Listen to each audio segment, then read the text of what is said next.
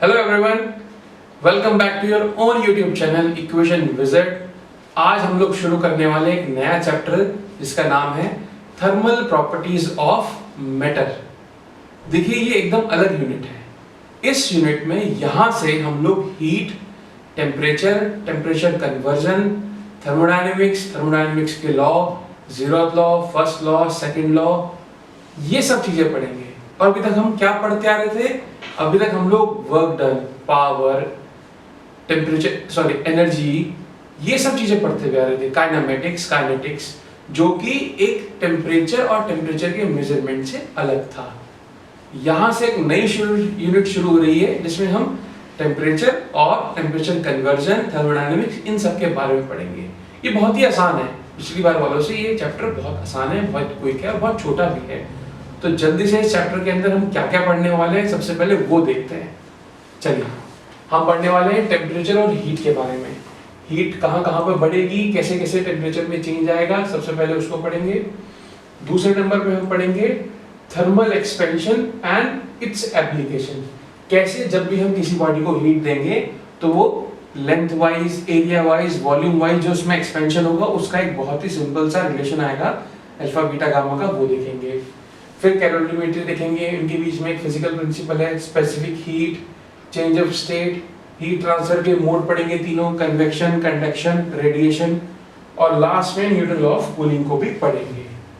तो बहुत जल्दी से शुरू करते हैं ये वाला चैप्टर, जिसके अंदर हम लोग पूरा टेम्परेचर, हीट, उसका एक्सपेंशन, स्पेसिफिक हीट ट्रांसफर के मोड, कंडक्शन, कन्वेक्शन, रेडिएशन, ये सब चीजें पढ़ने वाले हैं। तो सबसे पहला टॉपिक इस चैप्टर में रखा है हीट और टेम्परेचर। तो सबसे पहले इसी को समझते हैं कि आखिर होता क्या है। देखिए, जब भी हम किसी बॉडी को हीट देंगे, सबसे वाली बहुत सिंपल सी भाषा में समझते हैं। Whenever will give heat to any system, heat देते ही उसके टेम्परेचर में चेंज होगा या नहीं होगा? टेम्परेचर बढ़ेगा, और टेम्परेचर बढ़ेगा तो उसके मॉलिक्यूल्स एक्सपेंड करेंगे। अब ये बात समझने की जरूरत है हमें एक डायग्राम के थ्रू। मैं फटाफट से एक डायग्राम बनाता हूँ। मैंने एक ब्लॉक, एक मेटल कंसीडर करा है जिसके 4 कॉर्नर्स हैं, और ये आपस में, हमने पढ़ा ना लास्ट चैप्टर में इलास्टिक बिहेवियर ऑफ सॉलिड, जब हमने बीच में स्प्रिंग से अटैच कर रखा था उनको।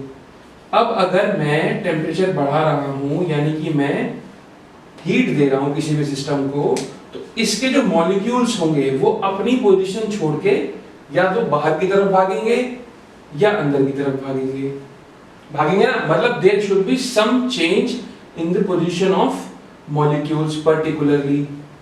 और इस मॉलिक्यूल की पोजीशन में चेंज होने की वजह से इनके बीच में काम करने वाला इंट्रामॉलिक्यूलर फोर्स भी कम हो जाएगा। और कम होगा या ज्यादा होगा वो तो बात की बात है, उससे हमें यहाँ मतलब नहीं है। हमारा यहाँ पर ऑब्जेक्टिव है कि इनके बीच का इंट्रामॉलिक्यूलर फोर्स इन्हें बांध के रखेगा, जिसकी वजह से ये एक्सपेंड तो होंगे बट एक लिमिटेड वर्जन में एक्सपेंड होंगे।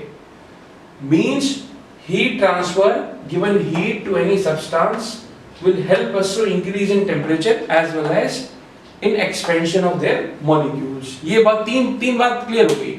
जब भी हम हीट देंगे टेम्परेचर बढ़ेगा तो मॉलिक्यूल एक्सपेंड करेंगे, और मॉलिक्यूल के बीच में काम करने वाला इंटरमॉलिक्यूलर फोर्स के बीच में कुछ ना कुछ चेंजेस आएगा।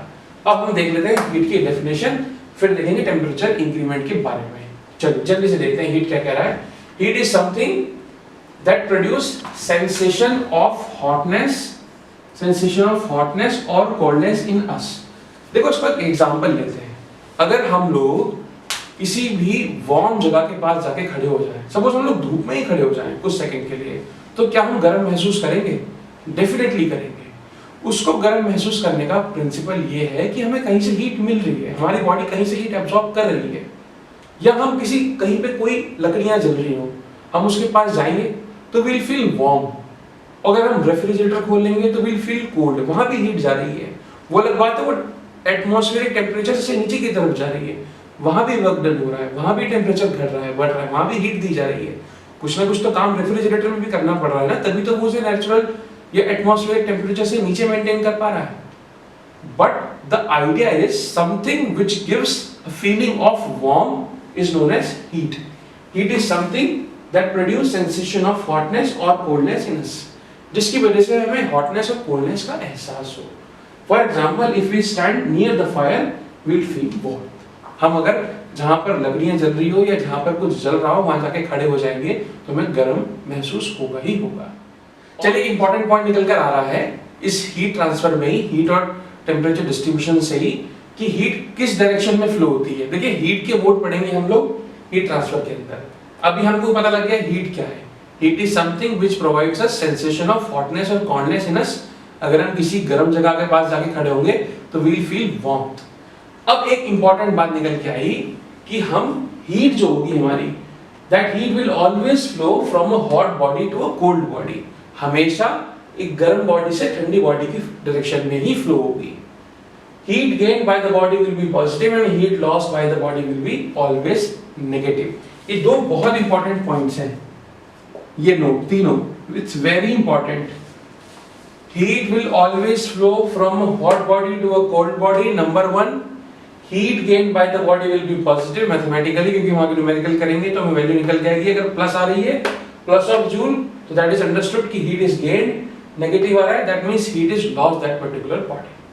एसआई में क्या यूनिट्स हैं? जूल, और एक calorie will be equal to 4.18 of joule. एक प्रिंसिपल निकल के आता है, मैं आगे चैप्टर्स में बता दूंगा। ठीक है, तो क्विक रिवीजन ले लेते हैं। हम समझ में, हम लोग क्या कर रहे हैं, हम अगर किसी बॉडी को हीट देंगे तो उसके टेम्परेचर में एक्सपेंशन होगा, टेम्परेचर बढ़ेगा, टेम्परेचर बढ़ने से उसके मॉलिक्यूल एक्सपेंड करेंगे, मॉलिक्यूल एक्सपेंड करेंगे तो उनके बीच में काम करने वाला इंटरमॉलिक्यूलर फोर्स चेंज होगा, यानी कि there will be some disturbance.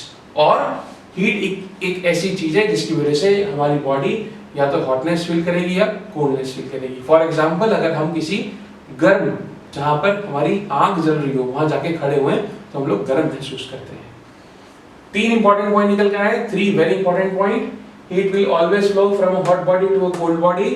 Heat gained by a body will always be positive, heat lost by a body will always be negative, and the unit of heat is joule, and 1 calorie will always be equal to 4.18 of joule. That is numerical value. We have to remember this in terms of numerical. Great. चलिए जल्दी से इस lecture का last topic देखते हैं, जिसका नाम है टेम्परेचर, और टेम्परेचर कन्वर्जन का एक छोटा सा फॉर्मूला है, उसको समझते हैं फटाफट से। टेम्परेचर क्या है? Temperature is a physical quantity, it is a physical quantity which measures the degree of hotness or coolness of a substance. कैसे? इसको हम नॉर्मल भाषा में क्या समझेंगे?